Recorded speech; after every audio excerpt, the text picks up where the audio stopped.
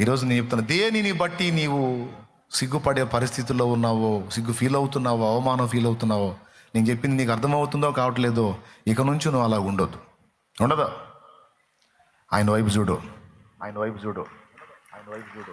ఎదురయ్యే అవమానాలన్నీ నవ్వుకో, చిరునవ్వు నవ్వుకో. ఎందుకంటే దేవుడు నీతో మాట్లాడట్లేదా? దేవుడు నీతో నీకు వినపట్లేదా? నీకు వినపట్లేదా? నీకు వినపట్లేదా? దేవుడు మాట్లాడి వినపడట్లేదా? నవ్వని వాళ్ళని ఆటంకపరచొద్దు. నవ్వే నోళ్ళు వెళ్ళబెట్టేటట్టు చేసి నీకు చిరునవ్వు నేను ఇస్తా. కానీ అననే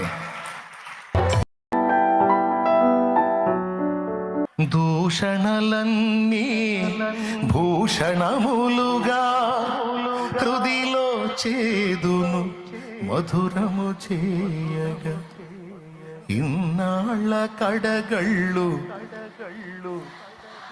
ఇన్నేళ్ళ కన్నీళ్ళు యేసయ్య నిలిచాడు, యేసయ్య నిలిచాడు మన తోడుగా. దావీదుకు దేవుడు తెలుసు. దావీదంటే దేవునికి ఎంత ఇష్టమో తెలుసు. దావీదుని ఎంత ప్రేమిస్తాడో తెలుసు. మరి నువ్వంటే ఆయనకి ఎంత ఇష్టమో నీకు తెలుసా? నువ్వేమనుకుంటావు నేను చెప్పనా? ఈ సంఘంలో ఉన్న అందరు ఇష్టమవుతారేమో కానీ దేవుడికి నేను మాత్రం ఇష్టం కాదు. ఎందుకంటే నేను మంచిదని కాదు. ఈ సంఘంలో ఉన్న వాళ్ళందరూ పరిశుద్ధులు, వీళ్ళందరూ ఇష్టం అవుతారు కానీ నేను ఇష్టం కాను దేవుడికి. ఎందుకంటే నేను మంచోడు కాదు. నేను మంచోడు కాదు. నేనంటే ఇష్టం ఉండదు ఆయనకి. నీకెప్పుడు చెప్పాడు? నీకే ఫోన్ చేశాడు ఏంది బాయ్ నువ్వంటే నాకు ఇష్టం లేదని? నీకేమైనా ఫోన్ చేశాడమ్మా నువ్వంటే నాకు ఇష్టం లేదని? ఫోన్ చేశాడా?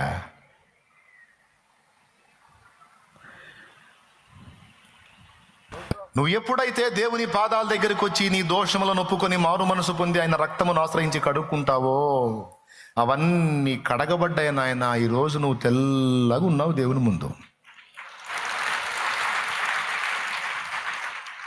కానీ నువ్వు మలినంగా ఉన్నావు, నల్లబారిపోయావు అని నీతో అనేది శత్రువు. నిన్ను బలహీనపరచడానికి, కృంగదీయటానికి, దేవుని విషయంలో నీకున్న విశ్వాసం, దేవుని మనసులో నీకున్న ప్రేమ అర్థం కాకుండా చేయటానికి వాడు నీ దోషాలన్నీ, ఏవి దేవుడు కొట్టేసిన కేసులన్నీ వాడు తీసుకొచ్చి పెడుతుంటాడు నీ ముందు. దేవుడు రద్దు చేసినవన్నీ తీసుకొచ్చి నీకు చూపించి కృంగ కొడతా ఉంటాడు వాడు. ఏమన్నా అర్థమవుతుందని నేను చెప్పేది? అప్పుడు ఏం చెప్పాలి? ఏం చెప్పాలి? ఏనాడైతే నేను నీ దాసురాల్ని ప్రభువా అని ఆయన పాదాల దగ్గర పోయి పట్టుకొని ప్రార్థన చేశానో, ఆయన రక్తాన్ని ఆశ్రయించానో, అప్పుడే ఆయన రక్తము నన్ను కడిగిందిరా. నా తండ్రి ఎప్పటికప్పుడు నన్ను కడిగి శుభ్రం చేసి తెలుపు చేసుకుంటున్నాడు. ఆయన ప్రేమించిన గొర్రెను రా నేను, ఆయన ప్రేమించిన గొర్రెను.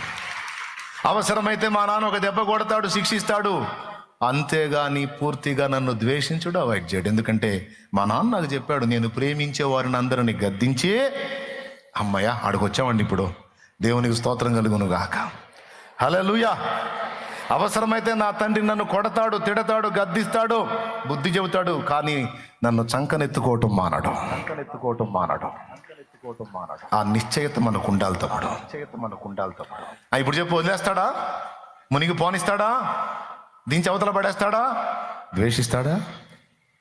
అరే శత్రువుగా ఉన్నప్పుడే నేను ద్వేషించలేదే, నీకోసం ప్రాణం పెట్టాడే. ఇప్పుడు ఆయన బిడ్డవై, ఆయన రక్తంలో కడగబడి, మారు మనసు పొంది, బాప్తిస్మం పొంది, ఆయన సొంత కుమారుడివి, కుమార్తెవయ్యావు, ఇప్పుడు ద్వేషిస్తాడా? మరి అంతకంటే మిక్కుటంగా ప్రేమించును కదా, ఇంకా ఎక్కువ బాధ్యత నీ విషయంలో కలిగి ఉంటాడు కదా. కాబట్టి ఇప్పుడు చెప్పు, సిగ్గుపడతావా? అసలు అర్థమయ్యాడా నీకు ఆయన?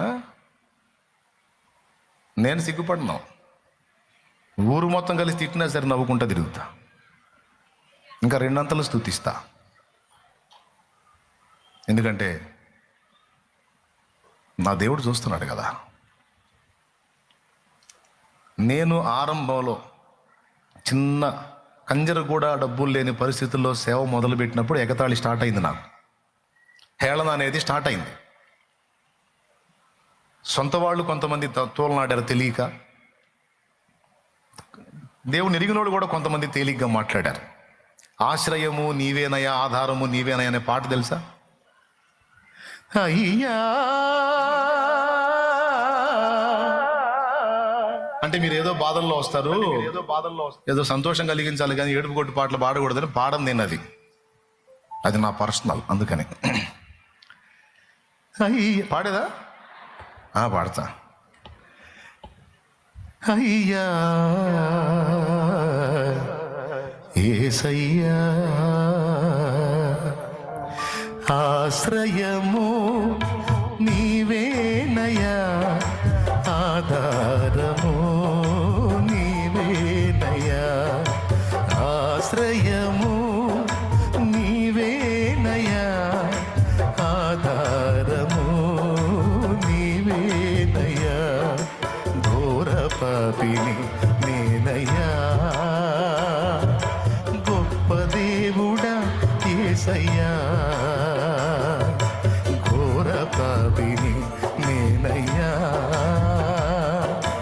గొప్ప దేవుడా యేసయ్యా, అయ్యా అయ్యా యేసయ్యా. అది పాట. అందులో మొదటి చరణం.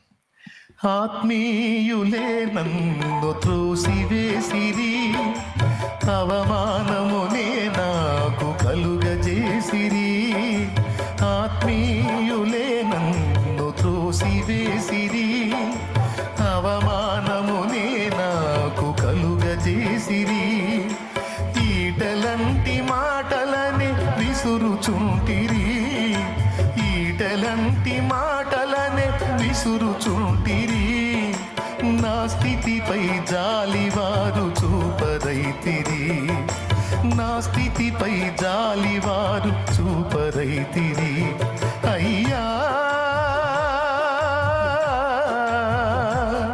అయ్యా యేసయ్యా. అంటే శోధన కాలములో మనం ఉన్నప్పుడు సొంత వాళ్ళు కూడా తృణీకరిస్తారు. శోధన కాలములో మనం ఉన్నప్పుడు నాన్న వాళ్ళు కూడా నట్టేట వదిలేసి వెళ్ళిపోతారు. శోధన కాలములో మనం ఉన్నప్పుడు మనకు సాయం చేయకపోగా ఈటెల్లాంటి మాటల చేత గుచ్చి బాధ పెడతారు. శోధన కాలం అలాంటిది. కానీ మనల్ని శోధనకు నిలిపిన ప్రభువు నమ్మదగినవాడు. ఎవరు ఎన్ని విధాలుగా మార్పు చెందినా ఆయన మనల్ని వదలడు అని నాకు తెలుసు. మరి విశ్వాసంలోకి వచ్చి సేవకు వచ్చా కదా, ఆ చిన్న పరిచయంలో కంజరకు కూడా డబ్బులు లేని పరిస్థితుల్లో సేవ చేస్తున్న పరిస్థితుల్లో కొంతమంది మాట్లాడిన మాటలు ఎంతో హేళన, దూషణ, అవమానం, తృణీకారం, ఎగతాళి అనేది అప్పటి నుంచి నాకు తెలుసు. అయినా అది ఇప్పుడు నేను క్రీస్తులో కొత్తగా అనుభవించింది ఏముంది? నా గతకాలం అంతా కూడా అవమానాల ప్రయాణమేగా. ఎక్కడ ప్రశంసించబడ్డ బతికేది? దేవుణ్ణి ఎరగక ముందు అవమానాల బతికే, దేవుణ్ణి ఎరిగిన తర్వాత కూడా అవమానం ఎదురైంది. అయితే ఆనాటికి ఈనాటికి తేడా ఏంటంటే, ఆనాడు క్రీస్తు నాకు తెలియదు, ఈనాడు క్రీస్తు నాకు తెలుసు. నా జీవితంలో ఆనాడు ఆయన లేడు, ఈనాడు ఆయన ఉన్నాడు. Praise the lord. నా జీవితంలో ఆయన లేడు అనేది బాగాలేదే, కానీ నా జీవితం క్రీస్తుకు ముందు నేను ఆయనలో లేను, ఇప్పుడు నేను క్రీస్తులో ఉన్నాను. కాబట్టి అప్పటికిప్పటికీ తేడా ఏంటంటే, ఆనాడు ఆయన పట్టించుకోకపోవచ్చు, కానీ ఈనాడు ఖచ్చితంగా. విచిత్రం ఏంటంటే ఆనాడు కూడా పట్టించుకొని వెతికి పట్టుకున్నాడు నన్ను. పిచ్చి మహారాజు, నమ్మదగినవాడు, దేవునికి మహిమ. అప్పటి నుంచి నేను ఇట్లా తృణీకారాలు, ఎగతాళి అనేదాన్ని అలవాటు చేసుకున్నా.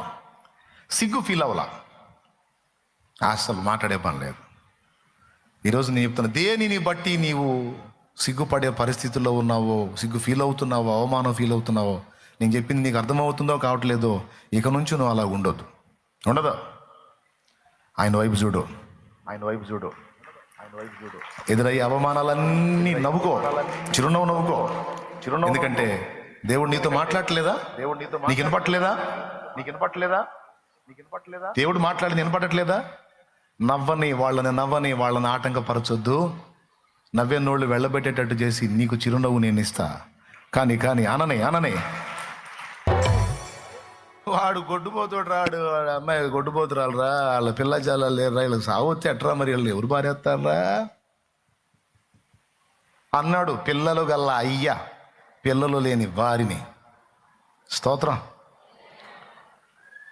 పిల్లలు కన్నా అయ్యేమో దిక్కులేని విధంగా పోయాడు.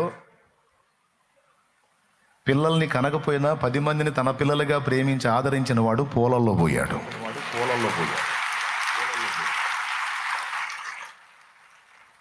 తేడా ఏంటంటే పిల్లల కన్నా అయ్య దేవుడిని నమ్ముకోవాలా, పిల్లలేని అయ్య దేవుడిని నమ్ముకున్నాడు. దేవుని ప్రేమను బట్టి 10 మందికి ప్రేమ పంచాడు. సమాజంలో ఉన్న 10 మంది పిల్లలు నా పిల్లలే అనుకొని ప్రేమ పంచాడు. ఆ ప్రేమ ఏం చేసింది తెలుసా? దేవుడు నేర్పిన ప్రేమ పూలల్లో పోయేటట్టు చేసింది. దారి పొడవునా పూలే, పెట్టి నిండా పూలే. తెలుసుకోండి బిడ్డలారా. పైన కూర్చొని చూస్తున్నాడు, చిద్విలాసంగా నవ్వుకుంటున్నాడు. ఒక్కొక్కడు మాట్లాడే మాటలు, ఒకడు పడే పాటలు, అరే కానీ రా అనుకుంటుంటాడు. ఆయన అసలు తొందరపడ్డగా చిద్విలాసంగా నవ్వుకుంటాడు. నీ రియాక్షన్స్ ఏందో కూడా చూస్తాడు. నీ ఎవరు ఎట్టుందని నువ్వు ఏడుస్తున్నావు, మొత్తుకున్నావు అనుకో, ధైర్యపరుస్తాడే, పిచ్చిదన్న బాధపడవా అన్నీ. నేను ఒక మలుపు తీసుకున్నదాకే అన్నీ నడుస్తాయి. నేను మలుపు తీసుకున్నానంటే వాళ్ళకి సౌండ్ ఉండదు, వాళ్ళే నీ దగ్గరికి వస్తారు అంటాడు. కాబట్టి నువ్వు ఏ విధంగానైనా సరే నలిగిపోతుండొచ్చు బిడ్డ. దేవుడు ఈరోజు నీతో మాట్లాడుతున్న మాట. ఆయన అంటాడు, బాధపడుతుంటే, నువ్వు సిగ్గు ఫీల్ అవుతుంటే ఆయన ఏమంటాడు తెలుసా? ఆయన స్వరం నీకు వినే అనుభవం ఉంటే ఆయన ఏమంటాడు తెలుసా? నీ దగ్గరకు వచ్చి నేను తెలుసా నీకు అంటాడు. నన్ను ఎరుగుదువా? నేనేంటో తెలుసా? తెలుసు ప్రభు. మరి తెలిస్తే ఏంది అవతారం? లే, సంతోషంగా ఉండు. నేను తెలుసు అన్నావుగా, నేను చేసే కార్యం నేను చేస్తా. నమ్మితే నువ్వు ప్రశాంతంగా ఉండు. దుఃఖముఖిగా ఉండొద్దు, సంతోషముఖిగా ఉండు, ఆనందముఖిగా ఉండు. నా బిడ్డలు నువ్వు ఎప్పుడూ కళకళలాడుతూ ఉండాలా నాకు అంటే. నేను ప్రేమించు వారిని అందరినీ గద్దించి శిక్షించుచున్నాను. అసలు పనిష్మెంట్ ఇచ్చాడంటేనే, శిక్ష ఇచ్చాడంటేనే, గద్దింపు ఇచ్చాడంటేనే పిచ్చలవ్ అని అర్థం. స్తోత్రం. అసలు నీకేదన్నా కోటింగ్ వచ్చిందంటేనే నీ మీద పిచ్చలవ్ ఆయనకి. లవ్ లేదనుకో అస్సలు గదిలించండి నిన్ను. నువ్వు ఎంత మిడిమేళంగా ఊరేగు, నడవంతరంగా ఊరేగు, ఎంతైనా మిడిసిపడు, అస్సలు గదిలించండి నిన్ను.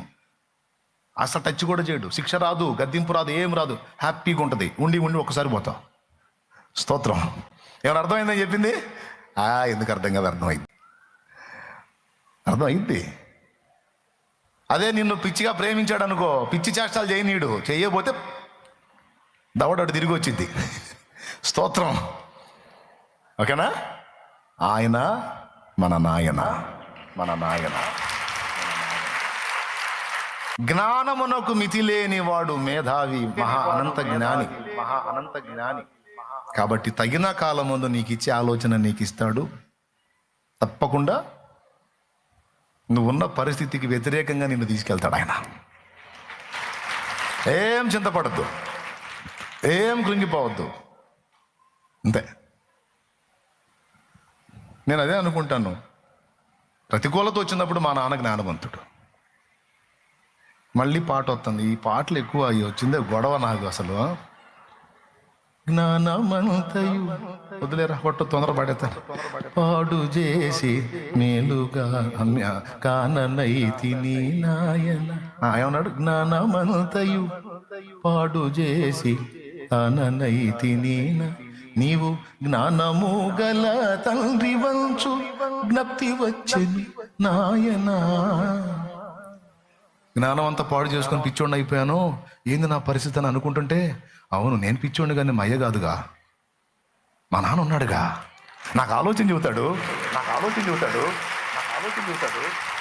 ఆయన దగ్గరికి పోతా.